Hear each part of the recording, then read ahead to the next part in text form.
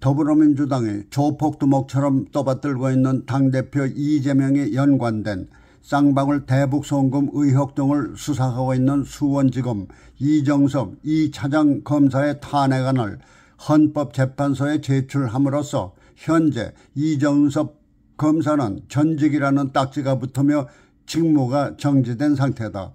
이로써 이재명을 두목으로 모시는 민주당 일당들은 두목이 지금까지 써먹고 있는 시간 끌기에 1차 성공했지만은 두목에 불리한 검사를 조폭들이 상대를 아예 짓밟아 버리는 것처럼 탄핵까지 들고 나온 것이다.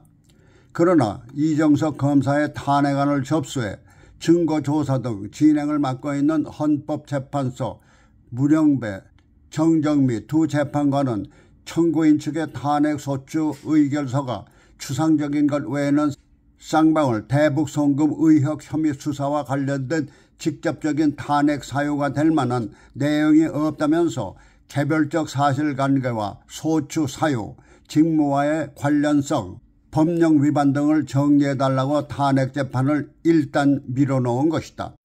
헌법재판소의 1차 소견을 풀이해 보면은 더불어민주당의 탄핵 소추안은 이재명이 관련된 쌍방울 대북 송금 의혹 등을 수사하고 있는 이정석 검사에게는 수사상 공정성의 결여 같은 것은 없다는 것을 판단한 것으로 보인다. 그렇다면 이재명의 방탄조끼 역할을 하고 있는 더불어민주당은 이정석 검사의 부당한 수사보다는 정당한 수사에 의해 정의로운 철퇴를 맞을 것을 염려한 것이 바로 탄핵 소추안일 것이다. 만일 헌법재판소가 그와 같은 판단을 했다면 기회를 줄 것이 아니라 탄핵 소추안을 기각하는 것이 타당할 것이다. 여기서 헌법재판소의 결정에 의문이 가는 것이다.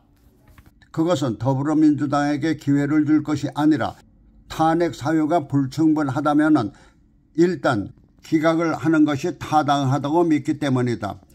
지난 문재인 정권 시절 대통령인 문재인은 사법부 수장으로 꼭두각시 김명수를 앞세워 민주주의의 기본인 입법, 사법, 행정의 상권 분립에서 사법부의 독립을 훼손하며 대통령의 성향대로 좌파성 진보 세력으로 사법부를 장악토록 했다. 그 결과 당시의 헌법재판소는 박근혜 대통령에게 탄핵 판결을 내린 것이다. 당시 박근혜 대통령 탄핵은 문재인 정권 탄생에 중추적 역할을 했다. 그러나 그 후 법조인들이 내린 헌법, 형사법적 분석을 보면은 박근혜 탄핵은 잘못된 사실을 인정한 오판이라는 결론을 내리며 정치인과 헌법재판소의 무책임한 처사라고 지적하고 있는 것이다. 이것은 한마디로 사법부로서의 공정성과 독립성을 가지고 판단해야 할 헌법재판소가 정치적으로 놀아났다는 것을 지적한 것으로 볼 수 있다. 이번 이정석 검사의 더불어민주당 탄핵 소추안도 비록 대통령과 검사라는 차이는 있지만 사안에는 차이가 없다.